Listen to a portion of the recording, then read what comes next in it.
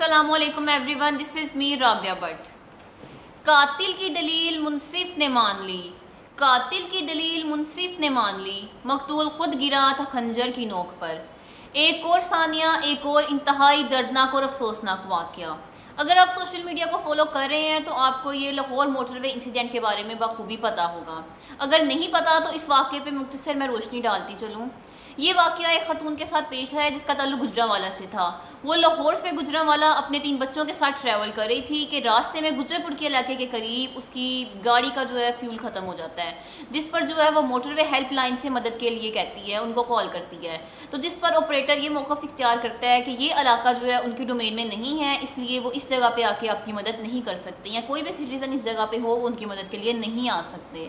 پھر وہ جو خاتون ہے اس کا جب گھر والوں کے ساتھ کانٹیکٹ ہوتا ہے تو اس پر 2 اس کے گھر کے ممبرز اس کی مدد کے لیے گجرانوالہ سے نکل پڑتے ہیں۔ اسی دوران وہ لوک کر کے گاڑی کے اندر بیٹھی ہوتی ہے کہ 2 نامعلوم افراد آتے ہیں اور آ کے گاڑی کے شیشے پہ نوک کرتے ہیں۔ تو وہ خاتون نہیں شیشے اوپن کرتی، نہیں کھولتی، تو جس پر وہ شیشے توڑ کے خاتون کو باہر نکال کے اس کے بچوں کے سامنے اس کے ساتھ گینگ ریپ کرتے ہیں۔ اس طرح کے واقعات پیش آ رہے ہیں۔ کیا ان کے خلاف کوئی روک تھام کرنے والا نہیں ہے؟ کیا وجہ ہے؟ کیا حکومت کے پاس مسائل درکار نہیں ہے جو اس کے لیے چاہیے؟ اب تو کھلے عام سڑکوں پہ، روڈز پر، موٹر وے پر یہ واقعات پیش آنے لگ گئے ہیں۔ کوئی اس کی ذمہ داری نہیں لے رہا کون اس چیز کا رسپانسیبل ہے، اور جو رسپانسیبل سٹیزن ہے، جو رسپانسیبل پوزیشن پہ بیٹھے ہوئے ہیں، وہ الٹا یہ کہ اس کے خلاف کوئی کام کرے، کوئی اسٹرکٹ ایکشن لے، وہ الٹا عجیب قسم کے سوالات کر رہی ہے کہ خاتون اس ٹائم باہر گھر سے کیوں نکلی، کہ اگر وہ نکلی تو وہ پیٹرول فل کر کے کیوں نہیں نکلی، اگر وہ نکلی تو وہ جی ٹی روڈ سے کیوں نہیں نکلی، موٹر وے سے کیوں نکلی۔ عورت پر اس طرح کے سوالات ہو رہے ہیں؟ کیا مردوں کا کوئی قصور نہیں ہے؟ آج پاکستان کی امیج اتنی خراب ہو چکی ہے، کیا امیج رہ گئی ہے پاکستان کی اس طرح کے واقعات پیش آنے کے بعد؟ اب کیا ہوگا؟ ہر دفعہ ہماری بہن بیٹیاں گھر سے باہر نکلے گی تو 4 مرد ان کی حفاظت کے لیے ان کے ساتھ نکلے گے گھر سے باہر۔ کیا پوزیشن، کیا امیج بن کے رہ گئی ہے پاکستان کی؟ کیوں پاکستان کی خواتین کو یہ کرنے پر مجبور کیا جا رہا ہے کہ اگر وہ گھر سے نکلے ٹریول کہیں کرنے کے لیے تو اس کی گاڑی کا پیٹرول ختم ہو جائے تو جو کچھ بچا کچا پیٹرول سے وہ خود اپنے آپ کو جلا لے، کیونکہ یہ پاکستان ہے، یہاں پہ اس کی عزت محفوظ نہیں ہے، اسے انصاف نہیں ملنے والا۔ جی، تو اگر آج بھی سسٹم حرکت میں آ جائے تو اس طرح کے جو واقعات ہو رہے ہیں، پیش آ رہی ہیں، ان کو روکا جا سکتا ہے، سسٹم ایکٹیو ہو جائے، کیونکہ کسی بھی علاقے میں کرائم اس طرح نہیں ہو سکتا۔ کسی علاقے کا کوئی ایس ایچ او ہوتا ہے، ایس پی ہوتا ہے، ڈی ایس پی ہوتا ہے، یہ سارے ایکشن لے، یہ عمل میں آئے تو اس طرح کے سسٹم کو، اس طرح کے جو واقعات ہو رہے ہیں ان کو روکا جا سکتا ہے۔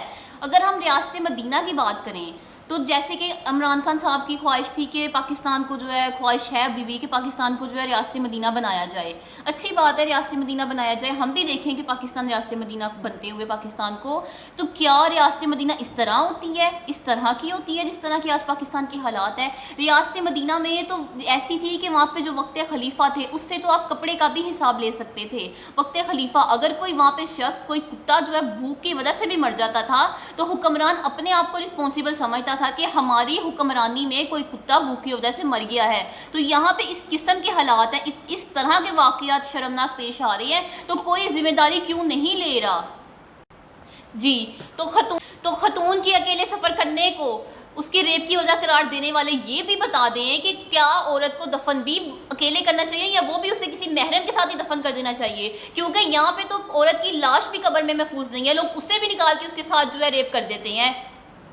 جی، تو یہ تو ہے وہ واقعات جو رپورٹڈ ہو رہے ہیں۔ اس کے علاوہ بے شمار ایسے واقعات ہیں جو منظر عام پر نہیں آ رہے، کیونکہ ان کے گھر والے وہ واقعات سامنے نہیں لانا چاہ رہے، وہ کیسز نہیں سامنے لاتے کہ ہمیں صرف اور صرف رسوائی ملنی ہے، انہیں اس چیز کی شیورٹی نہیں ہے کہ انہیں انصاف دیا جائے گا، انہیں انصاف ملے گا۔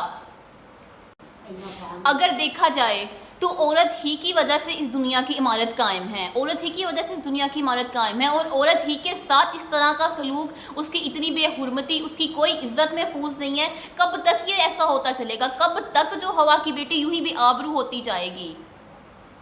ان لوگوں کی سزا اس قدر عبرتناک اور دردناک ہونی چاہیے کہ لوگوں کے لیے سبق ہو. ان لوگوں کو سرعام پھانسی دے دی جائے. ضیاء الحق کے دور میں بھی جب یہ اس طرح کا ایک واقعہ پیش آیا تھا تو اسے سرعام پھانسی کا حکم دے دیا گیا تھا اس شخص کو.